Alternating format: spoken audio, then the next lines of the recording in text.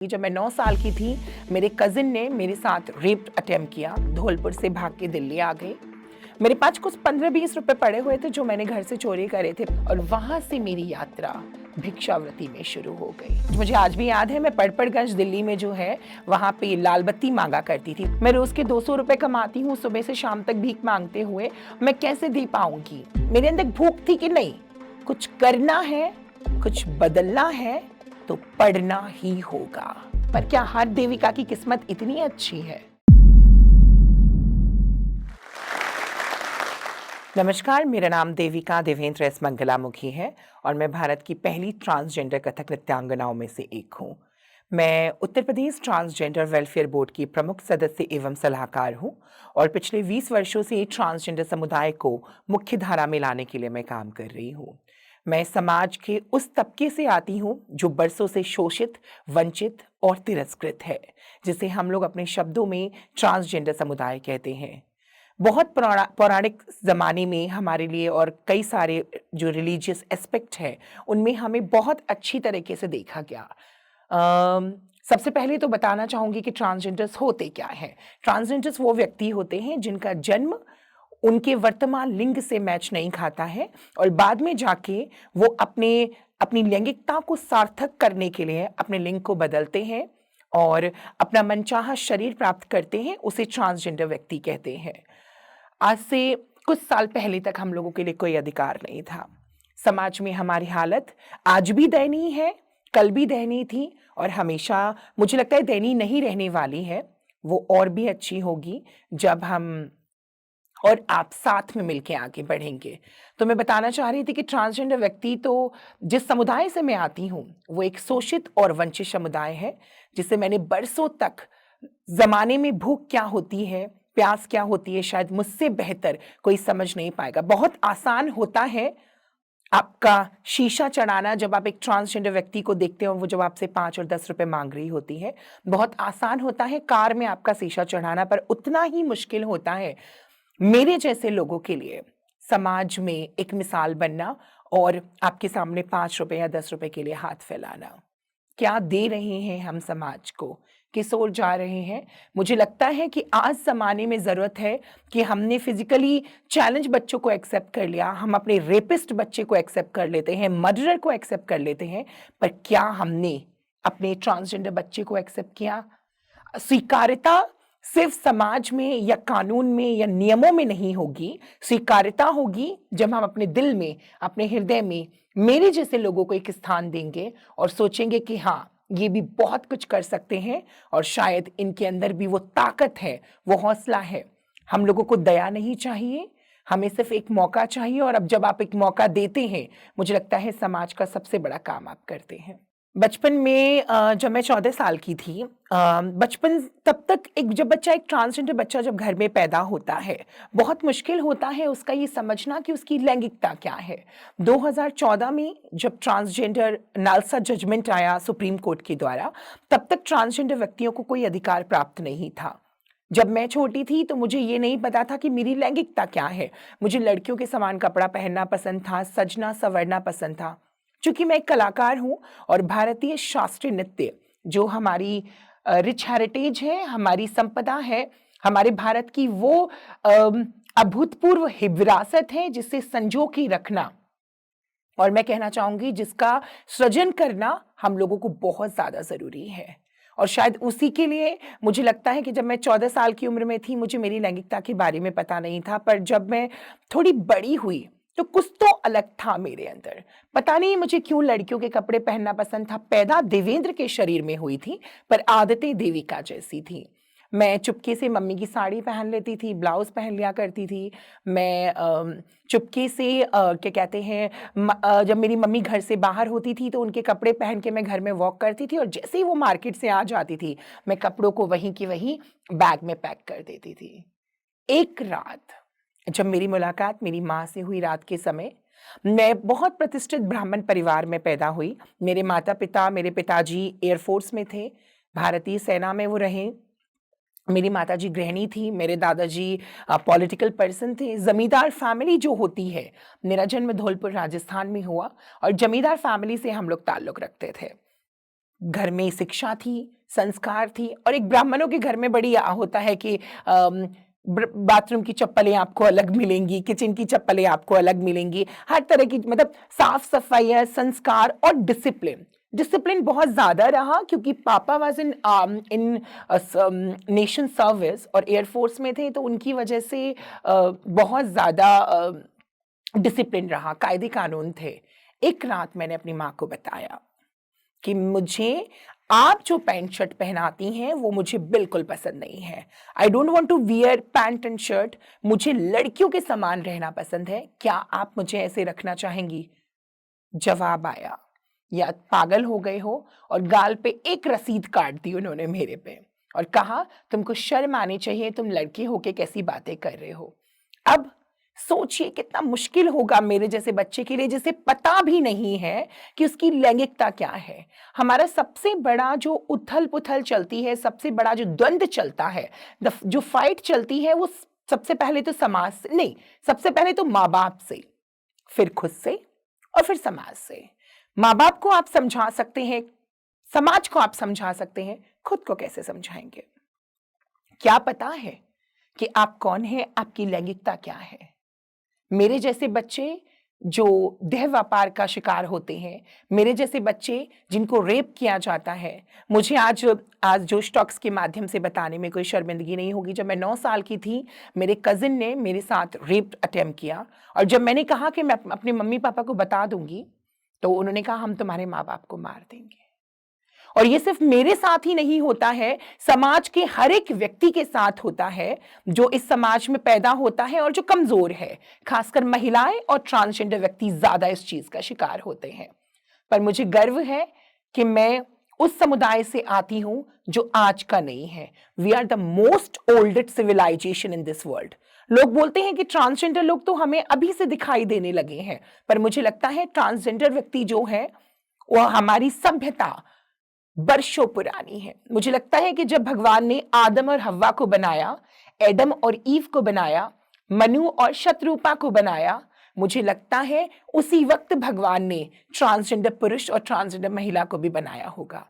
फर्क सिर्फ इतना है कि हमें भुला दिया गया, हमें इतिहास की स्मृतियों से मिटा दिया गया, और आज भी समाज में हम उसी स्थिति से, उसी पहचान से, उसी दयनीय स्थिति से देखे जाते हैं कि शायद मुझे लगता है हमसे ज्यादा अच्छी स्थिति तो कम पशुओं की होती है कि कम से कम जब उनको घर में पालते हैं तो अपने बेड पे तो सुलाते हैं। यहाँ पे तो सगे माँ बाप भी आपसे बात करने को तैयार नहीं होते। तो बचपन में मैं उसके बाद मेरी यात्रा बढ़ती है। मैं उस रात हजरत निजामुद्दीन रेलवे स्टेशन धौलपुर से भाग के दिल्ली आ गई। मेरे पास कुछ 15-20 रुपए पड़े हुए थे जो मैंने घर से चोरी करे थे। पहला दिन रोने धोने में गया, दूसरा दिन जो भी पैसा मेरे पास था उससे चाय और नाश्ता किया। तीसरे दिन I was not keeping a single rupee, मेरे पास कुछ भी नहीं था तो मजबूरी, था तो मुसीबत का पहाड़, था कोई ना साथ देने वाला। और उसी रोज मैंने अपने ट्रांसजेंडर समुदाय, जिन्हें हम किन्नर समुदाय कहते हैं, उन व्यक्तियों को अपने पास देखा। उन्होंने अपने कंधे, मेरे कंधे पे अपना हाथ रखा, एक छोटी सी कट वाली चाय और एक ब्रेड का जिसे हम पाव बोलते हैं वो मुझे दिया, और वहां से मेरी यात्रा भिक्षावृत्ति में शुरू हो गई। सोचिए कितना मुश्किल होता होगा कि एक बच्चा जो कि बहुत संपन्न परिवार से आता है, शिक्षा है, पैसा है, and if we can talk about the luxury, when people says कि लग्जरी है, और सडन उसको अपना घर छोड़ के ऐसे रहना पड़ता है जैसे कि भीख, जिसे एक कभी भिक्षावृत्ति मैंने देखी नहीं। और कितना मुश्किल होगा मेरे लिए कि 10-10 5-5 रुपए के लिए मुझे पड़पड़गंज, मुझे आज भी याद है, मैं पड़पड़गंज दिल्ली में जो है वहां पे लाल बत्ती मांगा करती थी, which is called the red signal और ग्रीन सिग्नल। और कितना मुश्किल था मेरे जैसे बच्चे के लिए कि जब घर में मैं रहती थी तो माँ बाप मुझे, मम्मी बहुत प्यार करती थी, रात को सोते समय दूध का ग्लास आता था, ये पेन नहीं चाहिए, ये कॉपी नहीं चाहिए, ये कपड़ा नहीं पहनूंगी, ये सब्जी नहीं खाना है, और सब कुछ खत्म हो गया, सब कुछ टूट गया। मुझे लगता है कि मैंने देविका बनने के लिए जो खोया है कोई सोच भी नहीं सकता। पर आज मैं खुश हूं क्योंकि मुझे पता है जो द्वंद मेरे अंदर चल रहा था, देवेंद्र से देविका बनने का जो सफर मेरे अंदर चल रहा था, वो शायद अब पूरा होने जा रहा है। जब वो मुझे किन्नर समाज के लोग वहां से लेके गए, मैं डेरे में पहुंची। वहां पे मैंने बड़ी भयावह स्थिति को देखा। वहां पे मुझे 4 बजे उठना होता था सुबह। जो वहां पे गुरु अम्मा रहती हैं, उनके झूठे बर्तन साफ करने थे, जिसमें वो पीक दान पे थूकती हैं, जिस पीक दान के अंदर, वो मुझे साफ करना पड़ता था। क्योंकि किन्नर परंपरा बड़ी नवाबों वाली परंपरा है। वहां पे गुरु शिष्य परंपरा है और शिष्यों को गुरु का काम करना पड़ता है। मैं रात को 12 बजे सोती थी पैर दबा के, तब मुझे 2 रोटियां मिलती थी दिन भर, क्योंकि वो मुझे बधाई पे नहीं भेजते थे, क्योंकि मेरे बाल बड़े नहीं थे, मेरा सर्जरी नहीं हुआ था। I have not gone through with gender reassignment surgery. बस घर में रहो, झूठे बर्तन साफ करो, कपड़े धो, पीकदान साफ करो। सबसे मुश्किल मेरे लिए अगर कुछ चैलेंजिंग था तो वो पीकदान था। क्योंकि सोचिए कितना मुश्किल होता है ना कि अगर हमने कुछ चीज वहां पे थूक दिया या उगल दिया, उसको एक मनुष्य को साफ करना है। How challenging it is. हम घर के वॉश बेसिन में जाते हैं, मुंह धोते हैं, फेस वॉश करने के बाद जो भी हमें ब्रश करना है वो बहुत ईजी होता है, वो ड्रेन हो जाता है वॉश बेसिन और सिंक में।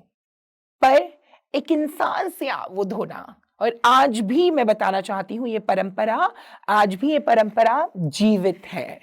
आज भी इस परंपरा में ट्रांसजेंडर समुदाय के व्यक्तियों को अपने गुरु के झूठे बर्तन तक तो अच्छा लगता है, क्योंकि गुरु गोविंद दो खड़े काके लागो पाए, बलिहारी गुरु आपने गोविंद दियो बताए। पर बहुत मुश्किल होता है कि वो झूठा पीकदान, जो झूठा नहीं है, जिसमें मानवता की मुझे लगता है क्षति हो रही है, इंसानियत की क्षति हो रही है, और वो मुझे साफ करने पड़ते थे। बहरहाल मेरी कुछ दोस्त बन गई। 6 महीने लगे मेरे बालों को बड़ा होने में, और उन्होंने कहा यहां नहीं देविका, भाग चलते हैं। मैं वहां से भाग के, जैसा मैंने बताया, पड़पड़गंज ग्रीन और रेड सिग्नल पे मैं पहुंची, क्योंकि वो मेरे लिए ज्यादा अच्छा था। वहां पे मुझे किसी को पैसा नहीं देना पड़ता था, वहां पे बस मुझे पुलिस को पैसा देना पड़ता था, क्योंकि शाम को वो मांगने नहीं देते थे। वो कहते थे पहले हफ्ता मांगो, उसके बाद वी विल गिव यू जो भी कमाती हो वो। फिर मैंने कहा ऐसे तो नहीं होगा, मैं रोज के 200 रुपए कमाती हूँ सुबह से शाम तक भीख मांगते हुए, मैं कैसे दे पाऊंगी। तो उन्होंने कहा महीनादारी बांध लो। तो मुझे 2000 रुपए महीने देना पड़ता था, और कभी कोई गुरु आता था तो मुझे उस गुरु को क्या कहते हैं, उस गुरु को भी मुझे पैसे देने पड़ते थे। पर वो यात्रा मेरे लिए बड़ा चैलेंजिंग थी, और मुझे लगता है जीवन का सबसे बड़ा संघर्ष है भिक्षावृत्ति करना। जब मैं घर से भागी थी तो मैं 10वीं कक्षा में थी, और 9वीं कक्षा में थी, 10वीं में नहीं। और स्कूल में कल्चरल एक्टिविटीज बहुत हुआ करती थी। मुझे बहुत ज्यादा स्कूल के अंदर डांस में भाग लेना बहुत पसंद था, और डिबेट कंपटीशन हो, यूथ फेस्टिवल हो, क्लास में कुछ भी को करिकुलर एक्टिविटीज हो, एक नाम आता था, वो था देविका।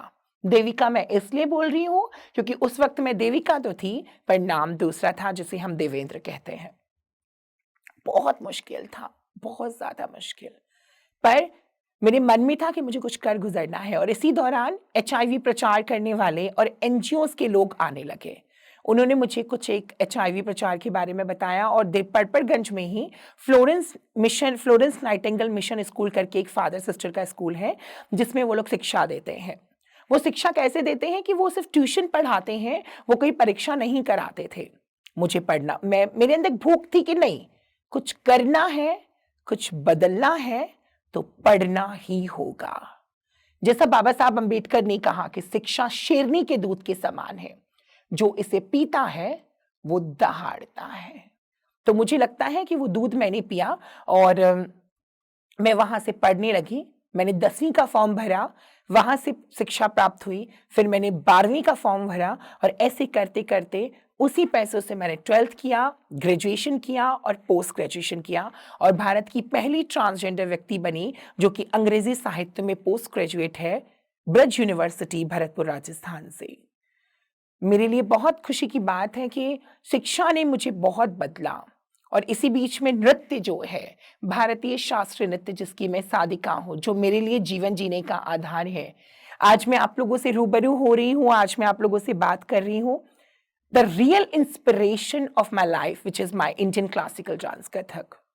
और कथक ने मुझे बहुत कुछ दिया। एक रोज मुझे कपिला जी मिली, जो कि लखनऊ में कथक केंद्र की डायरेक्टर रही, जो कि गवर्नमेंट ऑफ उत्तर प्रदेश का एक ऑटोनॉमस बॉडी है जहाँ पे शास्त्रीय नृत्य कथक की शिक्षा दी जाती है। वहाँ पे मैं वहाँ पे मैं एक दिन ऐसे ही मज़े में तालियाँ बजा रही थी और कुछ कथक के स्टेप कर रही थी। इसी बीच में कपिला जी ने मुझे कार में से देखा और उन्होंने मुझे ऐसे करके बुलाया। मैंने वही कहा, पैसे देने हो तो दो, नहीं देने तो जाती बनो। उन्होंने कहा, सुनो, तुम्हें कथक सीखना है? मैंने कहा, क्या होता है कथक? कि वो क्लासिकल डांस जो होता है वो टीवी में तुम देखती हो। मैंने कहा, हाँ हाँ, मुझे सीखना है।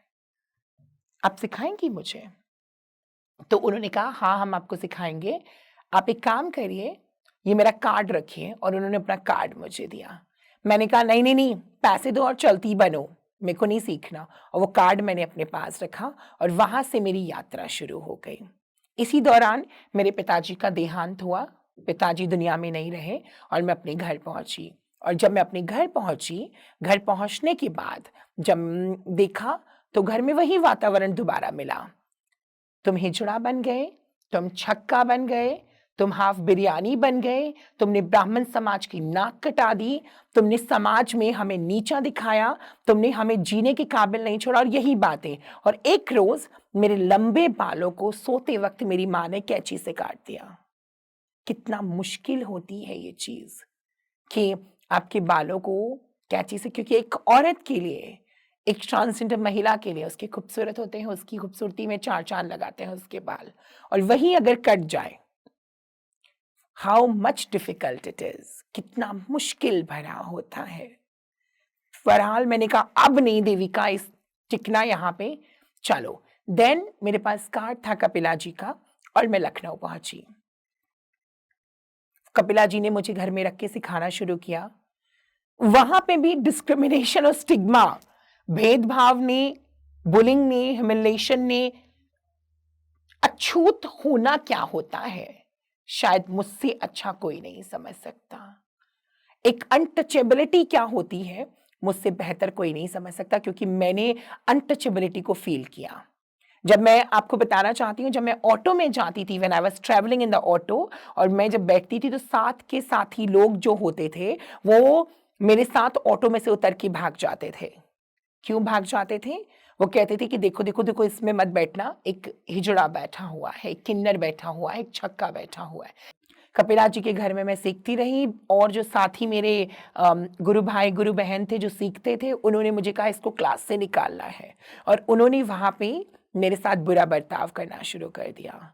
ये क्लास में ना आए, क्लास गंदी कर देते थे, सीढ़ियों पे पानी फेंक देते थे कि रपट जाए, गिर जाए, और ये कथक ना सीखे, गंदा व्यवहार करते थे। जहाँ पे मैं खड़ी होती थी उस जगह को 6 नंबर की जगह बोल दिया था, और पूछते थे आज वो नहीं आई है?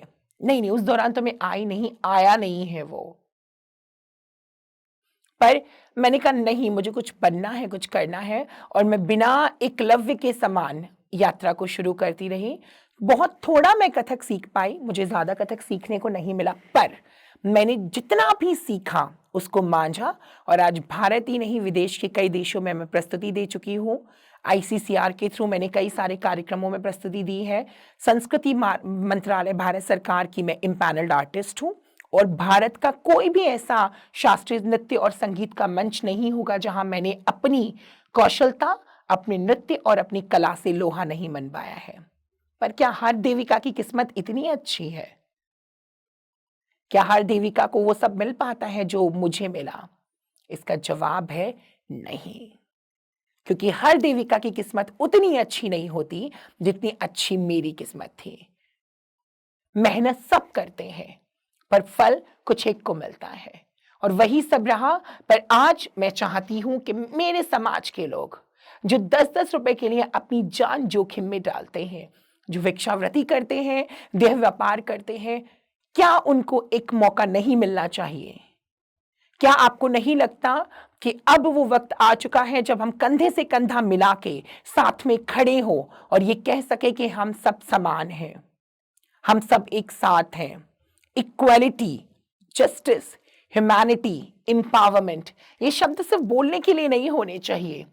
इन शब्दों को हमें हमारे जीवन में उतारना होगा और हमें एक ऐसा समाज बनाना होगा जहां पे कोई ये ना पूछे कि आपका जेंडर क्या है, आपकी लैंगिकता क्या है, बल्कि ये पूछे आपका टैलेंट क्या है, आपकी प्रतिभा क्या है।